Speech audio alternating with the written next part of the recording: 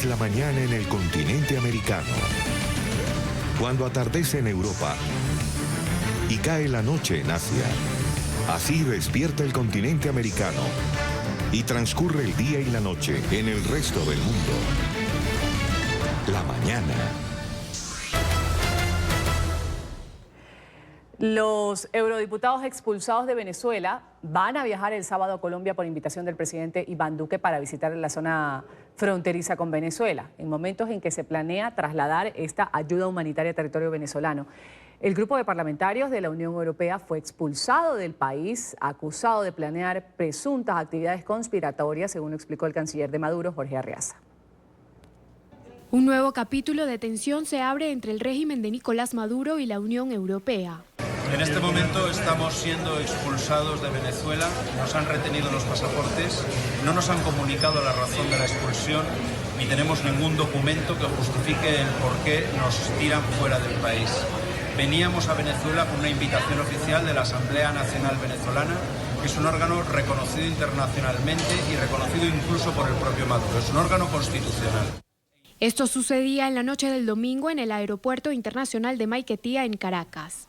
El régimen de Nicolás Maduro no permitió la entrada al país de esta delegación de europarlamentarios que se reuniría con el presidente interino Juan Guaidó.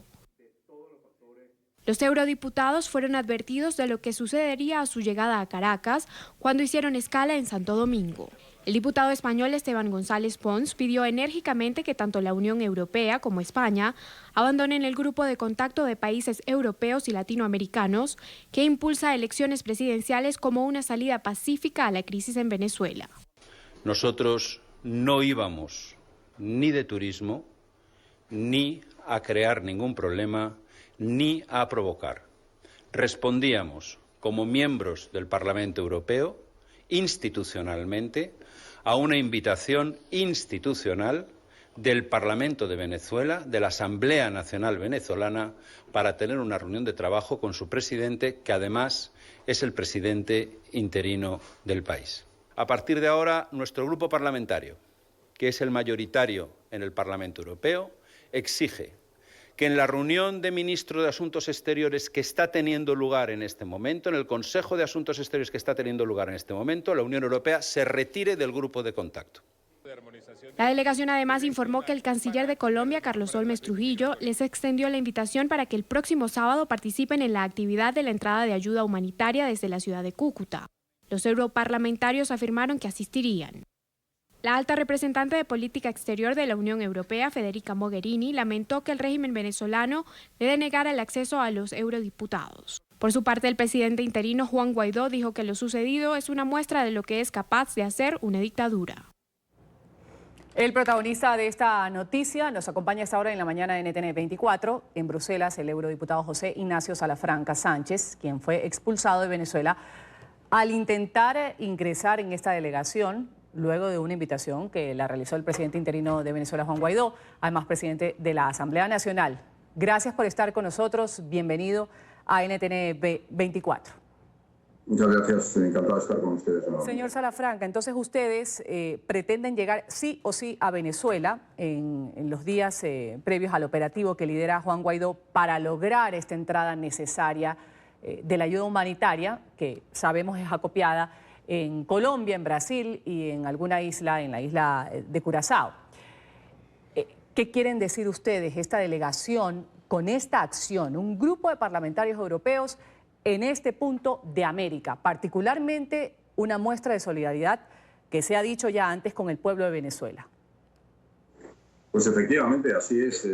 Creo que de lo que se trata es de expresar nuestra solidaridad con el pueblo de Venezuela ante la grave situación y el deterioro de la situación política, económica, social, humanitaria y de derechos humanos, y creemos que es un gesto que, como representantes del Parlamento Europeo y de los 500 millones de ciudadanos de la Unión, podamos asistir a esta entrega de la ayuda humanitaria, también poder asistir al encuentro con los presidentes de Colombia, de Chile y de Paraguay, que han anunciado su presencia, aparte del secretario general de la OEA, y demostrar nuevamente cómo el Parlamento Europeo pues, se ha venido interesando por la situación de Venezuela con muchas resoluciones, proponiendo el premio Sájarov para la oposición democrática de Venezuela y también siendo la primera institución que ha reconocido al presidente Juan Guaidó como presidente legítimo del país. Ahora, ¿cómo fue esta situación que vivieron ustedes en días atrás, que no los dejaron entrar al país? Brevemente, ya conocemos el relato, pero ¿qué fue lo que sucedió cuando ustedes pisaron suelo venezolano? Sabemos que ya con anterioridad en otro aeropuerto les dijeron lo que podía pasar, que no los iban a dejar entrar. Bueno, cuando el avión hizo escala en Santo Domingo, recibimos un mensaje de los embajadores en los que se anunciaba esa posibilidad. Lo cierto es que fuimos recogidos por el embajador de la Unión Europea, por el embajador de España y por el embajador de los Países Bajos, porque viajaba un eurodiputado holandés con nosotros. Fuimos conducidos a unas dependencias de inmigración, se nos pidieron los pasaportes y después de hacernos algunas preguntas sobre el motivo de nuestra visita, que era el encuentro con los representantes de la Asamblea Nacional del presidente Guaidó, pues fuimos informados de que nuestra presencia no era admitida. En ese sentido, pues nosotros pedimos explicaciones, no hubo ninguna explicación y fuimos conducidos de nuevamente al avión. Tengo que decirle que vimos una reacción espontánea de muchos ciudadanos en el aeropuerto que nos aplaudieron y la verdad es que la entrada en el avión fue muy emocionante porque fuimos recibidos por la mayor parte de los pasajeros puestos en pie y aplaudiendo. Así que ese es el relato sucinto de los hechos. ¿Qué mensaje deja Nicolás Maduro al no permitir la entrada de este grupo de parlamentarios? ¿Y qué debe pasar con este grupo de contacto? Pues mire, es un mensaje de desesperación, un mensaje de fin de ciclo y un mensaje de que afortunadamente el fin de este régimen oprobioso que tiraniza al pueblo venezolano se acerca a su fin. El grupo de contacto, bueno, nosotros lo que hemos dicho desde el Parlamento Europeo en todas las manifestaciones que hemos hecho es que la iniciativa del diálogo ya fracasó con dos intentos, uno a través del Vaticano. Ustedes han visto los términos de la carta del Papa Francisco a Nicolás Maduro en la que se dirige a él como excelentísimo señor y no como presidente de Venezuela.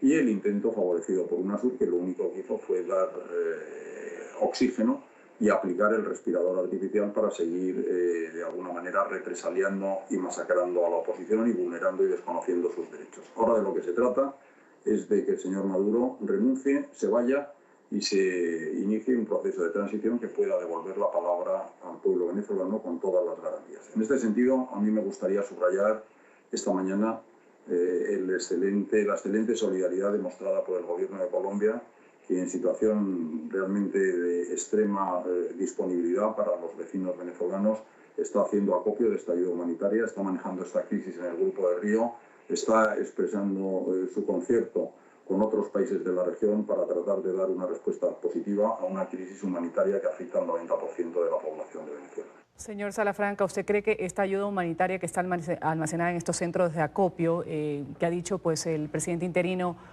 Juan Guaidó, entra sí o sí a Venezuela y llega hasta estos puntos de necesidad? ¿Cree que va a llegar realmente? Bueno, yo creo que es increíble que un gobierno que tiene a su país sometido en esta situación de indigencia terrible de una parte de la población, de falta de medicamentos básicos, de falta de alimentos necesarios para la nutrición infantil, etcétera, etcétera, no solo no reciba ayuda humanitaria, sino que se niegue a distribuir esta ayuda que hace falta a la población. Por lo tanto, estamos convencidos de que al final el sentido común y la razón acabarán imponiéndose. A nosotros no nos han dejado entrar en esta ocasión en Venezuela, pero lo que sí le puedo asegurar es que, si Dios quiere, muy pronto estaremos asistiendo a la toma de posesión de un presidente elegido democráticamente y con todas las garantías por los ciudadanos de ese gran país que es Venezuela. Y justamente con eso que usted ha dicho, si a unos representantes, a unos eurodiputados, a una misión internacional no se la deja ingresar al país, resulta un poco complicado hacerse la idea que va a permitir la tonelada o las toneladas de ayuda humanitaria que ingresen. Va a permitir, dice, lo que llega de parte de Rusia, que va a llegar por el aeropuerto de Maiquetía. Sin embargo, en la frontera mantiene los camiones. ¿Cómo podría darse esta llegada de la ayuda humanitaria a Venezuela sin que exista derramamiento de sangre? ¿Usted cree que eso podría ser inevitable? Mire, los optimistas son los únicos que cambian el mundo. Esta necesidad es una necesidad que realmente necesita todo un país Y no se puede discriminar una ayuda que necesita la población urgentemente si viene de Rusia, si viene de Estados Unidos, si viene de la Unión Europea, que por cierto ha movilizado unas cantidades muy importantes, demostrando nuevamente su solidaridad con el problema que está padeciendo la sociedad venezolana. Así que todos pensamos y hacemos votos para que esta situación se resuelva de una manera pacífica, de una manera democrática y con arreglo a los deseos de la voluntad mayoritaria del pueblo venezolano, que lo único que no ha podido hacer es expresarse porque precisamente exige un régimen que les oprime, que conculca y desconoce sus derechos, y yo creo que ya es hora de que la voluntad mayoritaria de la población se pueda tomar en consideración, atendiendo a la primera prioridad, que en este momento es esa emergencia humanitaria. Señor Salafranca, eurodiputado, ¿qué le hace pensar de lo que le he escuchado en esta entrevista, que el fin de Maduro está cerca? Durante algún tiempo se ha visto protestas, manifestaciones sociales en la calle, se ha visto una oposición a veces dividida, a veces unida, pero ¿qué hace diferente este momento, el actual que viven los venezolanos? Y cuando representantes, por ejemplo, como usted, del Parlamento Europeo, dicen no, es que el fin de Maduro está cerca. ¿Por qué? ¿Cómo argumentamos eso? Pues mire, porque el llamado socialismo del siglo XXI ha dejado al país en una situación calamitosa, desastrosa, y se ha revelado como un fracaso realmente increíble. Es decir, una sociedad no puede seguir soportando este tipo de situaciones, y el nuevo dato que acompaña a esta situación y que se ha producido hace muy poco tiempo es el reconocimiento de la comunidad internacional.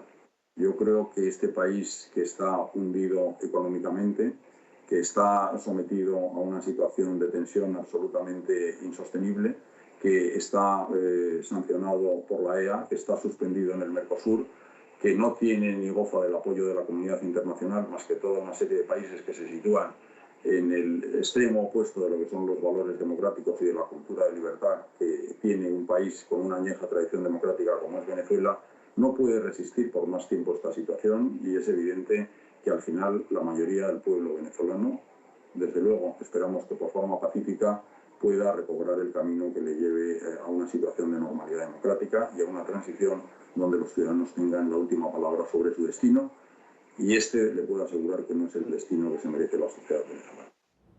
Eurodiputado, gracias por haber estado con nosotros. José Ignacio Salafranca Sánchez, una de las personas de esta misión que viajó a Venezuela, fue expulsado de este país al intentar entrar luego de una invitación que fue realizada por el presidente interino, Juan Guaidó. Gracias por haber estado con nosotros, señor Salafranca, y pronto pues estaremos informando sobre este nuevo intento que van a hacer ustedes por llegar a dialogar con algunas de las personas que están involucradas en este proceso de transición en Venezuela. Gracias.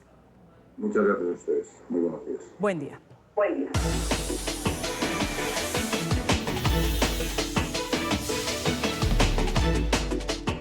Bernie Sanders, senador por Vermont, ha anunciado que va a buscar por segunda ocasión la candidatura presidencial por el Partido Demócrata. Sanders terminó en segundo lugar, recordemos, detrás de Hillary Clinton en la carrera por la nominación en el 2016, después de las elecciones primarias. La noticia desde Washington con nuestra periodista Emiliana Molina. Emiliana, un buen día.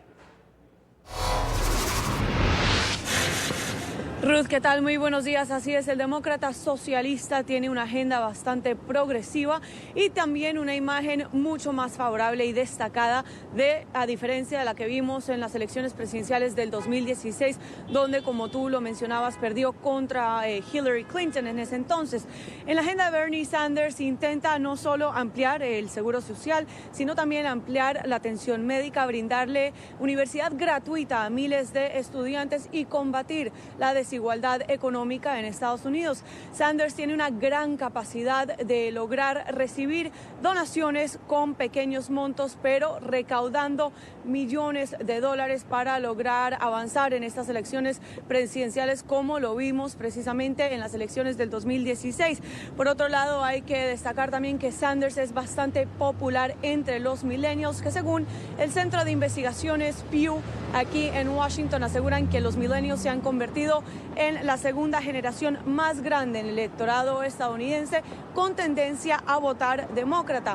Sanders también se suma no solo a estas elecciones presidenciales como un socialista demócrata liberal, sino que se le suma a senadora como Elizabeth Warren, la senadora Kamala Harris y también al secretario de Vivienda y Desarrollo Urbano por la administración de Barack Obama, Julián Castro. Ahora, sin embargo, en cuanto a política exterior, Sanders ha criticado fuertemente a Nicolás Maduro por arruinar la economía de Venezuela, por atacar a manifestantes y también por violar la Constitución, pero por su lado ha demostrado preocupación por el movimiento que está liderando Estados Unidos en esta presión diplomática en el país de Latinoamérica y ha dicho también que hay que aprender de los errores del pasado de Estados Unidos en cuanto a intervención en Latinoamérica. Esta es la información que tenemos en directo desde Washington. Emiliana Molina, regreso al Centro Internacional de Noticias. Ruth. Emiliana, gracias por ese reporte desde la capital estadounidense. Despega la batalla legal por la declaración de emergencia nacional que fue promulgada por el presidente Donald Trump. Una coalición de 16 estados de la Unión Americana han emprendido ya una causa contra la Casa Blanca por considerar inconstitucional esta decisión del titular del despacho Oval, a través de la demanda que buscan bloquear la movilización de fondos para la construcción del muro fronterizo con México. El reporte a esta hora desde Nueva York con Alejandro Rincón. Alejandro, un buen día.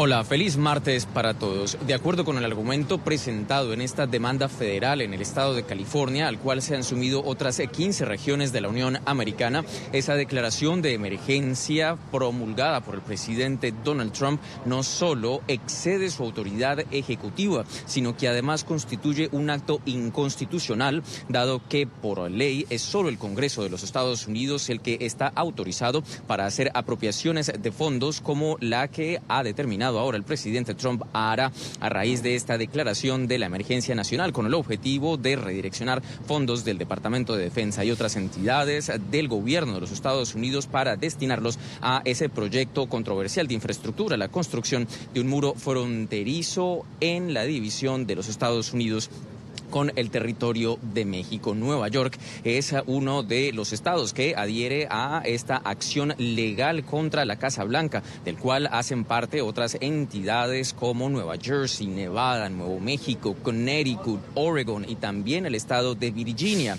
Una de las principales entidades que ha planteado la demanda es Nueva York y en el momento de hacer el anuncio de esta demanda contra la Casa Blanca, la fiscal estatal de los neoyorquinos entregó el siguiente comentario. Desviar los fondos necesarios para emergencias reales, la lucha contra el crimen y las obras del ejército son una usurpación del poder del Congreso y les hará daño a los estadounidenses a través del país. No vamos a permitir este abuso del poder. Aun cuando en las últimas horas ha sido presentada esta primera acción legal en contra de la Casa Blanca, ya el propio presidente Trump anticipaba un tipo de movimiento de esta naturaleza. Incluso en el momento cuando hacía el anuncio sobre la promulgación de la declaratoria de emergencia nacional, el presidente aseguraba que muy probablemente se iban a emprender este tipo de desafíos legales. Sin embargo, la Casa Blanca ha dejado ya planteando los argumentos para el inicio de esta batalla legal que su administración, su gobierno, está dispuesto a ir a todos los procedimientos legales e incluso llegar a la Corte Suprema de los Estados Unidos en caso de que este proyecto de demanda legal llegue a esa instancia. Es todo lo que tenemos para ustedes por ahora. Continúen con más en el Centro Internacional de Noticias. Continuamos con el programa y lo hacemos con noticias de Brasil. En las últimas horas el presidente Bolsonaro ha cesado a uno de sus ministros más próximos. Se trata de Gustavo Bebiano, titular de la Secretaría General de la Presidencia. El mandatario busca así contener la crisis generada en su gobierno después de que su partido se viera salpicado por un supuesto caso de financiación electoral irregular. Y hay protestas frente a la Embajada de Estados Unidos en Buenos Aires. Los manifestantes se reunieron en la capital argentina, convocados por partidos de izquierda y sindicatos para expresar su respaldo al régimen de Maduro, rechazar una eventual intervención militar estadounidense en Venezuela.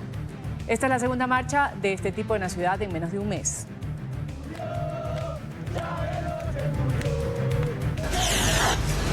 Días de fiesta en toda China, donde celebran el Festival de Favorales durante 3 días. Los festejos han comenzado el domingo con bailes populares y juegos pirotécnicos en la provincia de Sichuan, En el sur del gigante asiático, la tradicional danza del dragón de fuego ha sido protagonista.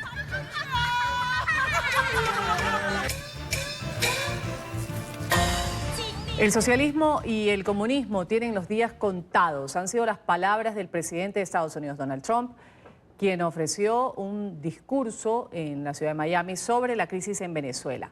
El líder de la Casa Blanca ha lanzado una advertencia a los militares que siguen manteniendo a Nicolás Maduro en el poder. Les ha dicho que pueden aceptar la amnistía o arriesgarse a perderlo todo. Agregó que Estados Unidos busca una transición pacífica hacia la democracia en Venezuela, pero que todas las opciones se mantienen abiertas. Un mensaje claro y directo para las fuerzas militares que aún mantienen a Nicolás Maduro a la cabeza del régimen.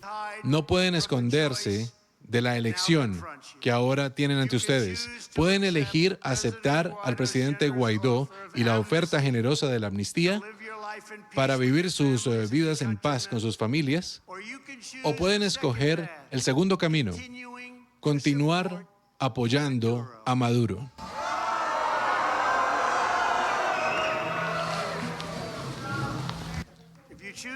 Si eligen este camino, no encontrarán un refugio, ninguna salida fácil y ningún camino a la salida. Perderán todo. El presidente de los Estados Unidos, Donald Trump, habló sobre la crisis venezolana desde la Universidad Internacional de Florida a las afueras de Miami. Trump, quien reconoció oficialmente a Juan Guaidó como líder de Venezuela hace aproximadamente un mes, reiteró su apoyo al presidente de la Asamblea Nacional y presidente interino.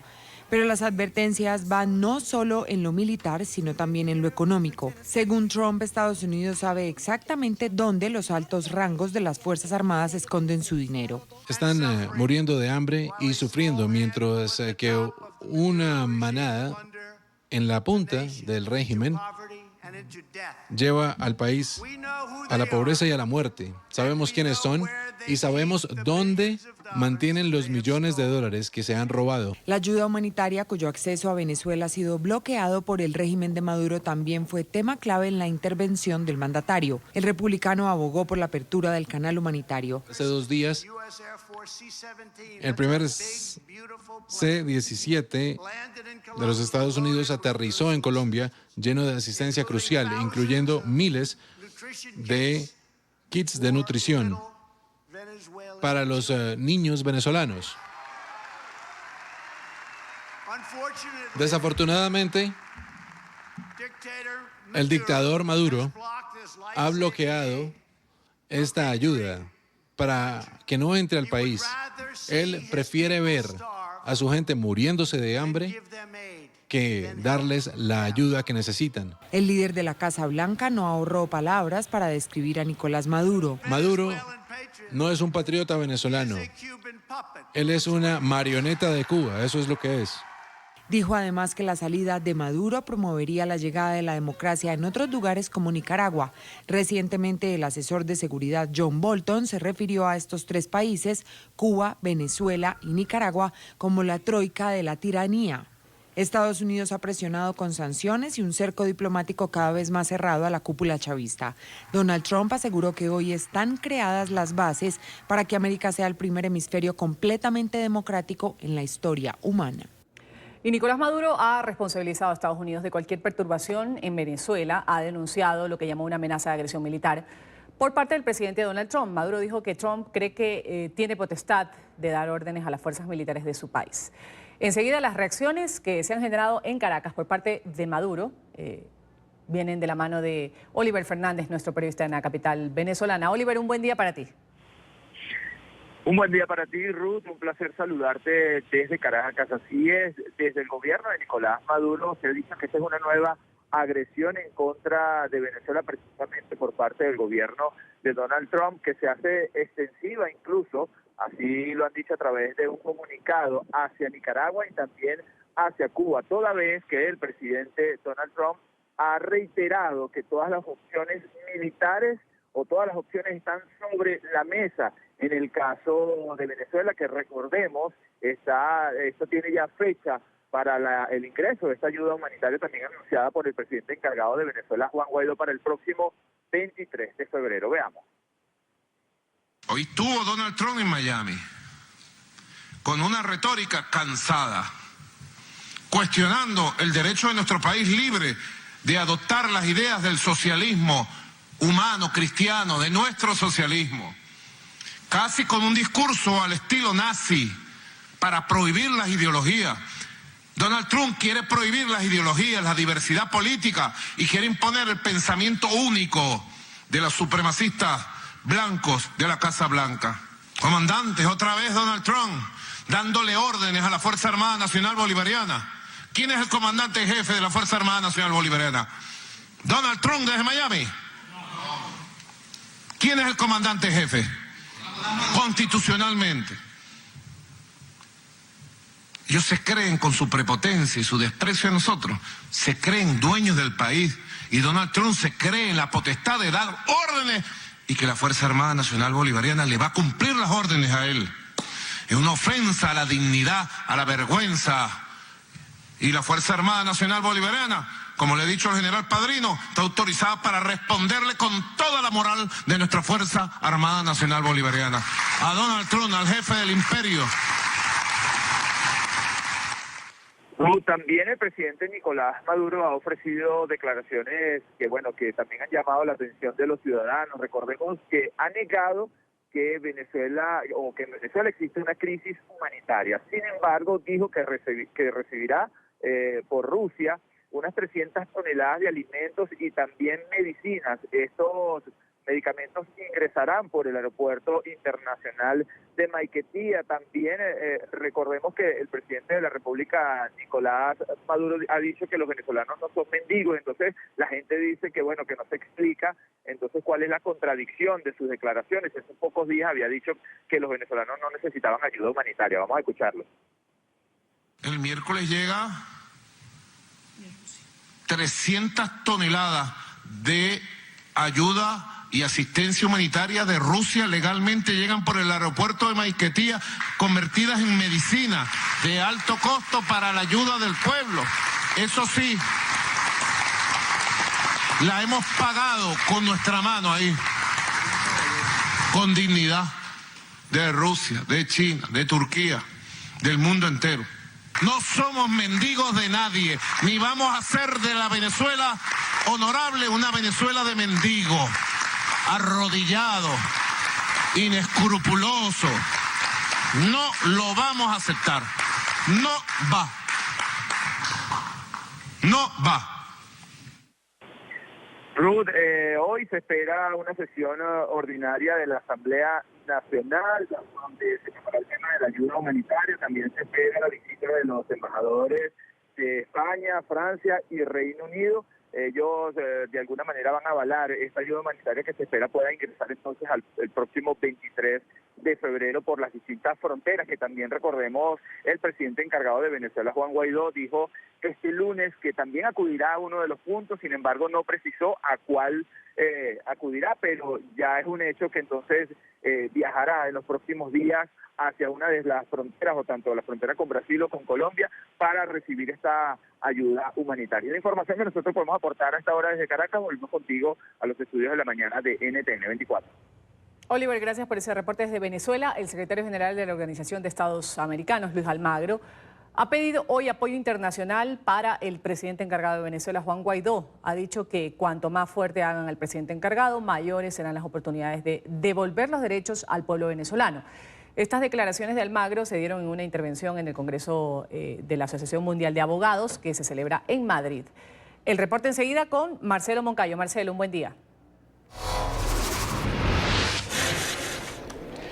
Hola, ¿qué tal? Un cordial saludo para todos ustedes. En la mañana, amigos televidentes, aquí en la capital española se desarrolla el Congreso Mundial del Derecho, en donde distintos especialistas están hablando precisamente sobre el Estado de Derecho, las libertades, democracias y los derechos humanos en todo el mundo. En uno de esos paneles que se están realizando aquí, participó el secretario general de la OEA, Luis Almagro, acompañado de otras personalidades como el expresidente del gobierno español, Felipe González, y Luis Vivanco, director para las Américas de Human Rights Watch. Ellos abordaron el tema Estado de Derecho y derechos humanos en las Américas, y el tema de Venezuela estuvo muy presente en esta mesa de debate. Todo esto porque, según Almagro, en Venezuela el gobierno de Nicolás Maduro utiliza las leyes a su antojo, de alguna manera violentando precisamente el Estado de Derecho en ese país.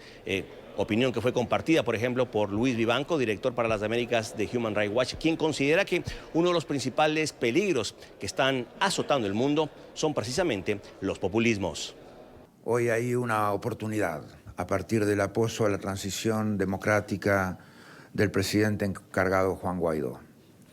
Ese proceso es un proceso por la democracia hacia la democracia, es un proceso por la paz hacia la paz. Es la oportunidad para una solución pacífica en Venezuela. Cuanto más fuerte hagamos al presidente encargado, cuanto más fuerte hagamos las posibilidades de respuesta de la comunidad internacional para apoyar ese proceso de transición democrática, mejores serán las oportunidades para lograr el resultado definitivo, el necesario, de devolver los derechos a los venezolanos y garantizar el retorno de la democracia al país. ¿Cuál es probablemente la principal amenaza que estamos hoy día enfrentados en materia de derechos humanos? Es el surgimiento de los llamados líderes populistas. Televidentes de la mañana, y casi toda la intervención de Felipe González, expresidente del gobierno español, se centró a la situación de los derechos humanos, políticos y democráticos que se viven en Venezuela.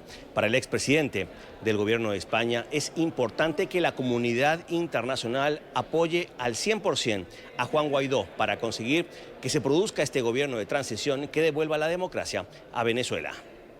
La de Venezuela es una dictadura al frente de la cual hay un tirano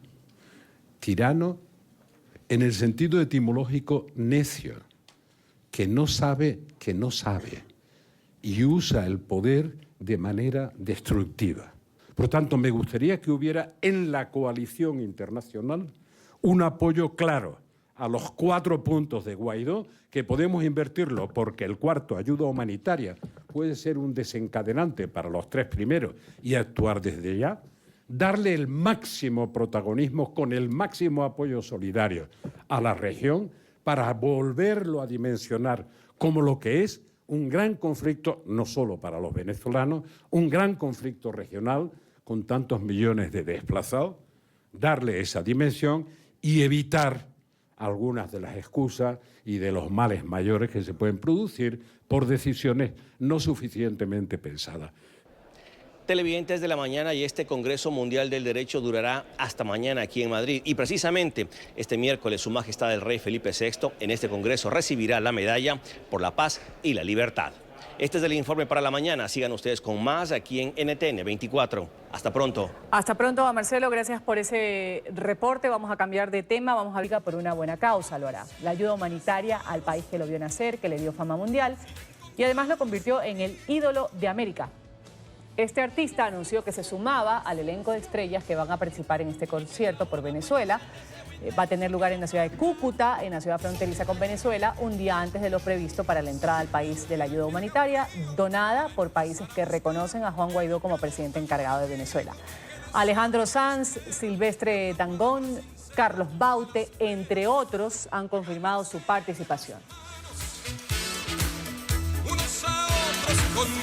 Quiero confirmarles que efectivamente voy a estar el día 22 de febrero en Cúcuta con el resto de mis compañeros.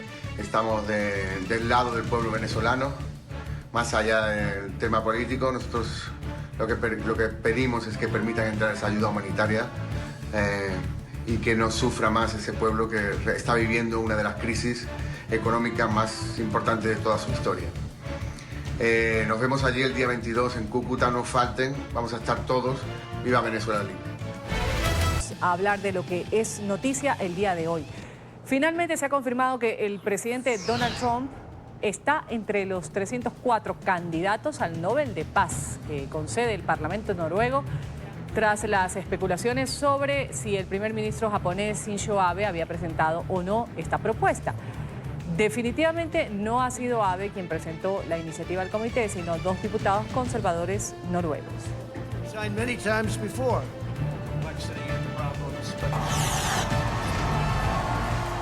El senador Bernie Sanders, que perdió ante Hillary Clinton la carrera por la nominación demócrata a la Casa Blanca en el 2016, va a buscar competir por la presidencia de Estados Unidos nuevamente en el proceso electoral del 2020. Este político ha prometido una campaña muy diferente para, según él, derrotar al republicano Donald Trump. Sanders se define como un demócrata socialista.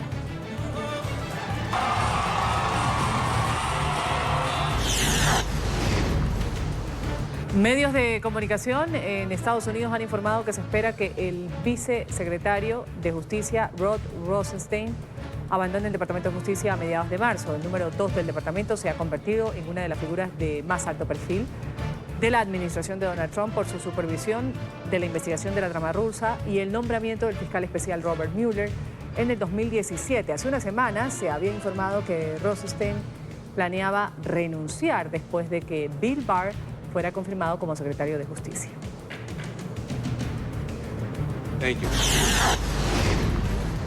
La Asamblea Nacional de Venezuela debate este martes un proyecto de acuerdo para autorizar la entrada de la ayuda humanitaria bloqueada en la frontera con Colombia por Nicolás Maduro. Los parlamentarios que apoyan al presidente interino Juan Guaidó también van a tratar los pasos para lograr elecciones libres.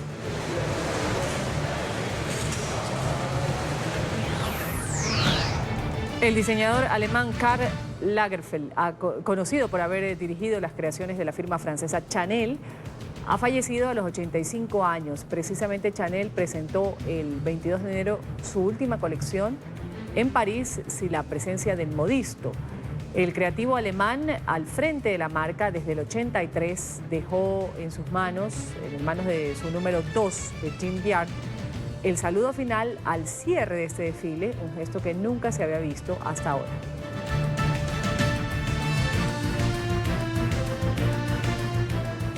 Vamos así a concluir el programa de la mañana en NTN 24, agradeciéndoles por supuesto su sintonía con el Canal de las Américas.